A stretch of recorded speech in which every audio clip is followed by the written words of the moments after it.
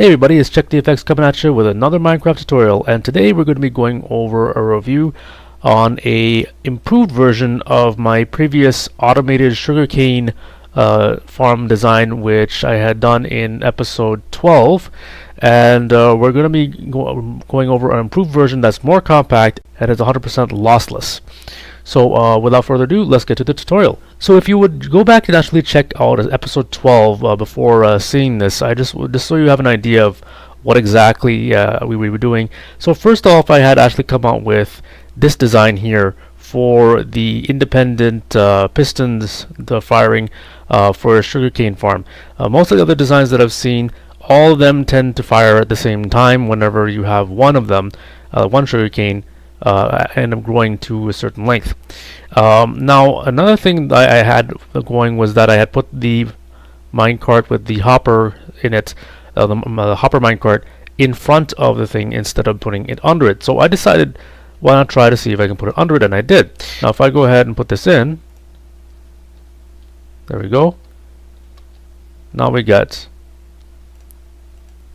both of the sugarcane in there, so we can see them going back and forth just like before, except this time we put it underneath the thing. So now the hopper cart is going to be going back and forth and collecting whatever comes underneath. And also we have this glass panel or glass wall here to make sure that whatever ends up being harvested by the pistons and the sugarcane that gets harvested by the pistons only stays within this area here and will get easily picked up by the hopper minecart. Then I decided to see, let's see if I can actually improve on this thing, because if you look at the back, it is a little bit bulky. Now, relatively speaking, it's simple but bulky. So I just thought, well, let's see if we can shave off a couple of blocks, and we did just that. And here we have my take on that. So right now we still have that first one that's designed like this, but what I did is I took another observer block and I had that pointing with the face pointing upwards and the current going down into this part here. The key part here is that you get a redstone current into the dust here that'll power the block next to it, and that when that block is powered, the piston above it will get powered.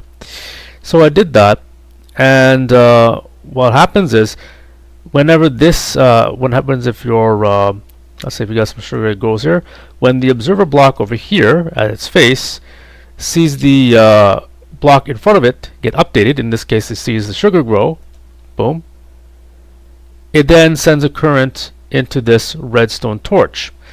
Now the redstone torch is basically getting updated, turned on and off, and then what happens is you have this one. If you look over here, I'm going to go ahead and take this off, but it just actually, you can just see over here, same thing.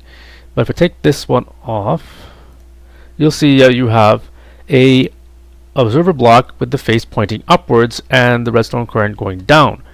So what you do in this case is whenever there is an updated block on this observer block, the piston right there the current will go to this redstone dust, power this block, and then the piston will fire twice, actually, one for the on and one for the off.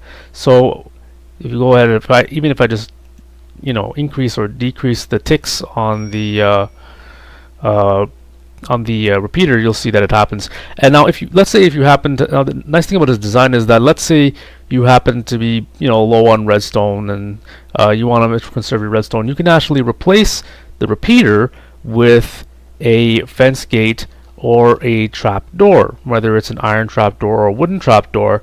It really doesn't matter, it'll still work. If I go ahead and do this, watch what happens. Let's put this over here. I think it was on this side. Yes, you see that?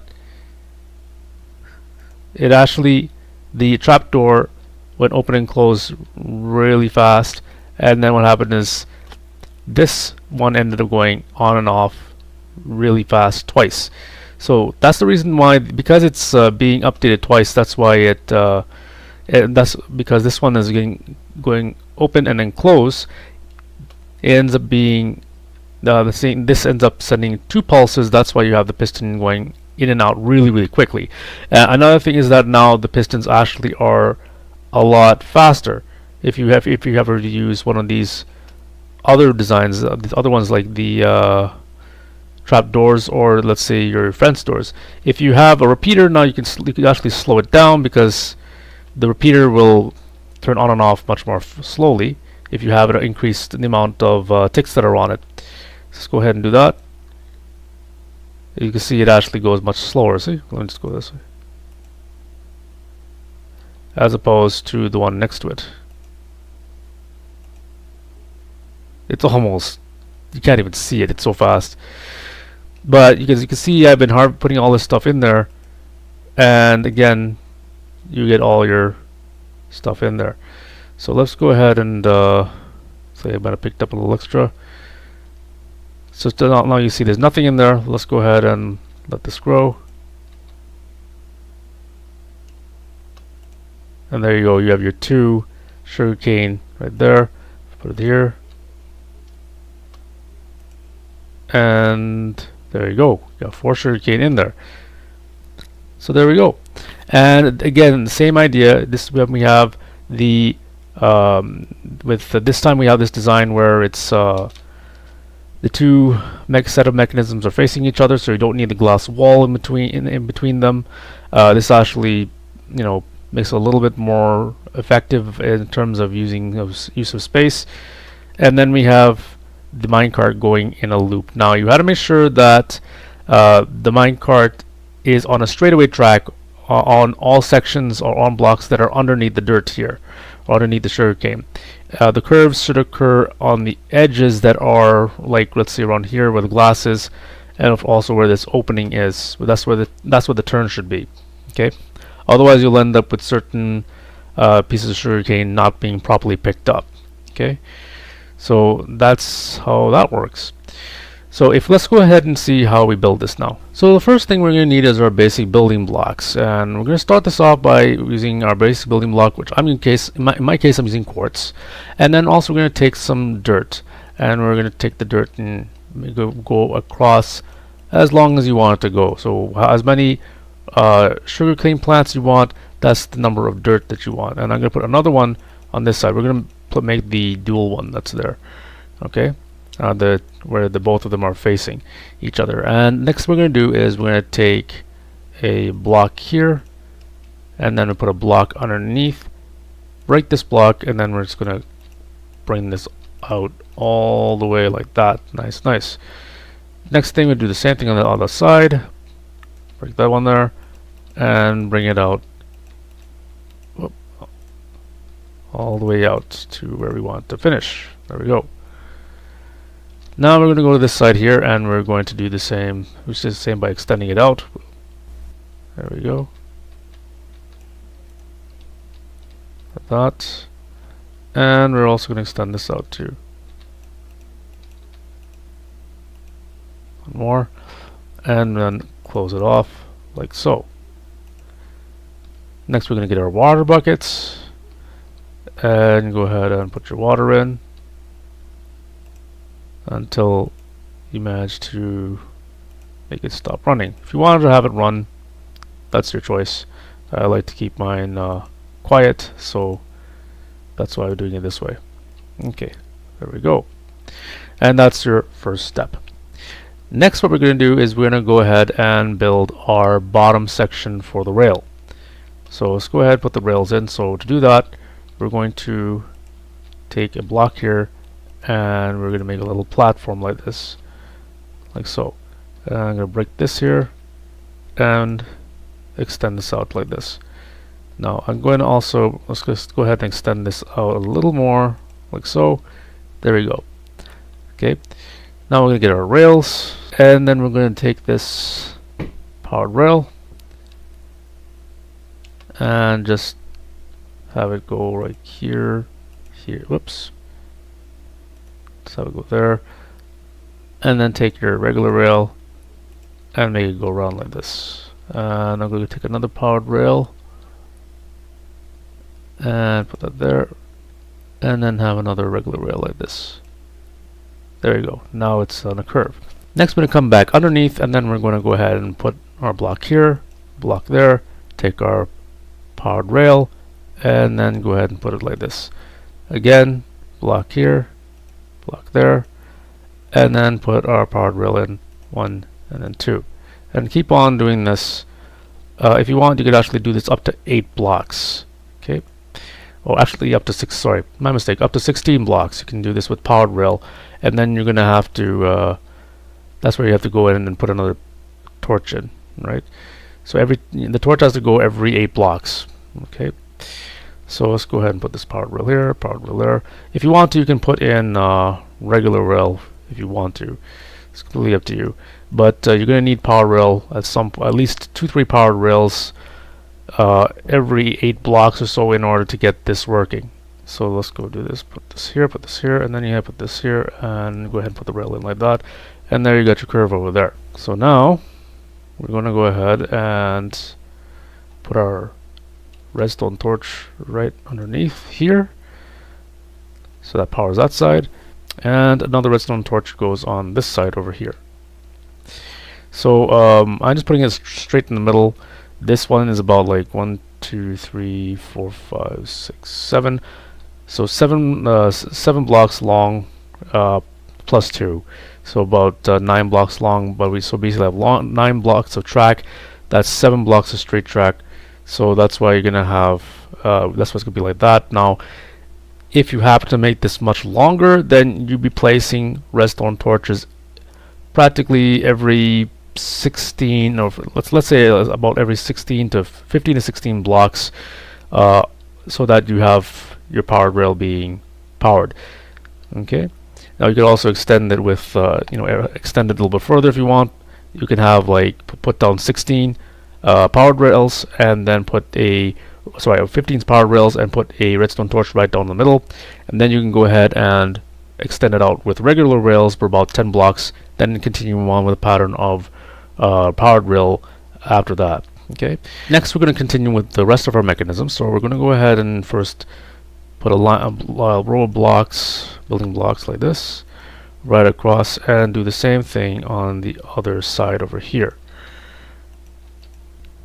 Next, we're going to put our pistons down with the extending side facing towards the dirt, and we'll do that on both sides. Once our pistons are laid down, you should get something like this.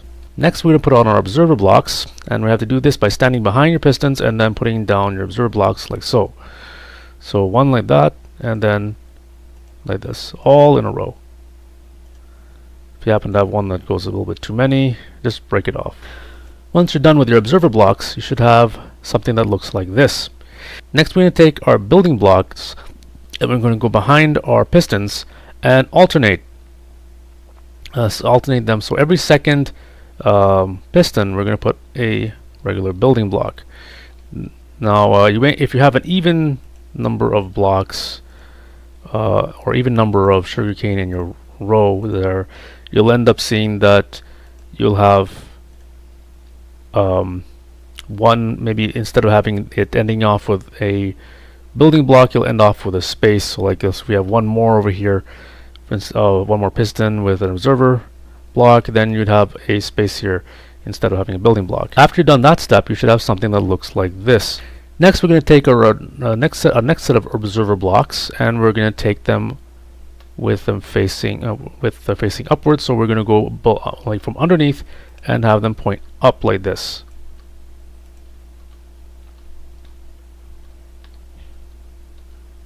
Once we're done with those, you should have something that looks like this. Next, we're going to take our redstone dust, and we're going to place those on top of our building blocks that we put on before we put the observers. So you should end up with something like this. Next, we're going to take the same redstone dust, and this time we put it underneath the observer blocks, so you have something like this. And you do it on both sides like we've been doing all this time. Once you're done, you should have something that looks like this. Next, we want to take a block that is updatable by a redstone current. So it can be either a repeater or a trap door or a fence door, like a fence gate, maybe even a regular door, or whatever the case may be. It would have to be something that would be affected by redstone. So for instance, a redstone repeater, a redstone comparator. This was maybe another observer, but I guess not another. We wouldn't be using another observer in this case. Just to make it a little bit more cheaper, because these are actually quite expensive to build. You know, something that will be affected by it. Okay, like a door, or I'm going to go ahead and choose repeaters for this build and go ahead and stick them down. So put the repeaters on. Now I'm just going to put some ticks on there just because I can. And I just happen to like having a longer delay on these pistons. Now, it's not completely necessary to do so. I just decided that I like to have it that way. Once you're done, you should have something that looks like this. Next, we're going to go back to our rails. We're going to go ahead and take this out like this. Go ahead and we can actually break this. Break it here and this, because I almost forgot about the hoppers. Remember that. And we're going to put our hoppers in.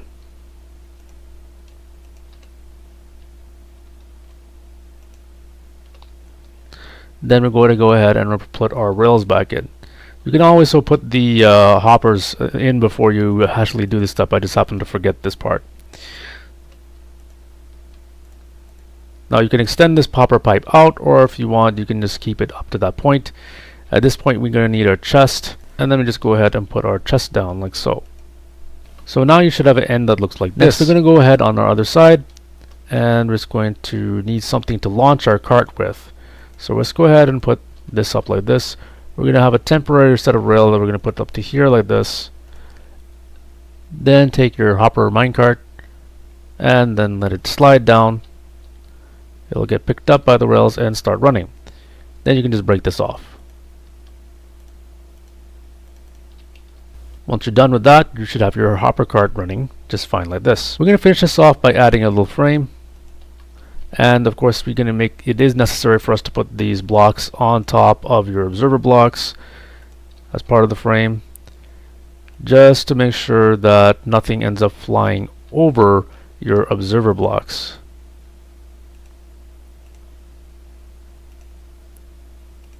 Once you're done, you should have something that looks like this. And finally, we can get to planting. So let's go ahead and do that. Let's go ahead and put your sugarcane in. And there we go. It's all done with there. Let's go ahead and try and test it out. There's one. We have our chest that was empty before, has now 2 sugarcane in it. Let's test the second one. That one also works. Again, we have 4 sugarcane now. We have 2 in there. Let's check this one out. We have 6 sugarcane in there. And let's just go ahead and test one at the far end.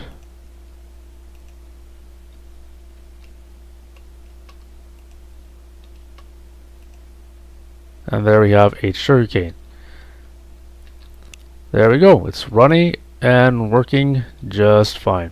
And there is your fully automated, independent piston, modular sugarcane farm that is now far more compact and a lot more efficient with no losses whatsoever, and ends up gathering all the sugarcane that you end up harvesting. Well, that's it for today's tutorial. I hope you enjoyed it and you managed to use it in your own builds. I would like to note that because this thing allows you to update or actually just fire one piston at a time, this is a far more server-friendly version than most of the others that have you end up firing multiple pistons at a time. So if you did happen to enjoy this, please like and subscribe, and if you want to leave a comment, please leave a comment below. If there's any other builds you might want to see, please let me know. I will be more than happy to accept a challenge into building something new. This is Check the Effects, signing off. I will see you in the next video. Peace.